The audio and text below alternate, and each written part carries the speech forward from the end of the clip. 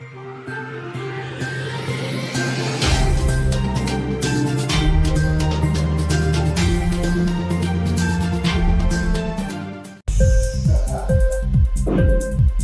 TV prime time news కి స్వాగతం.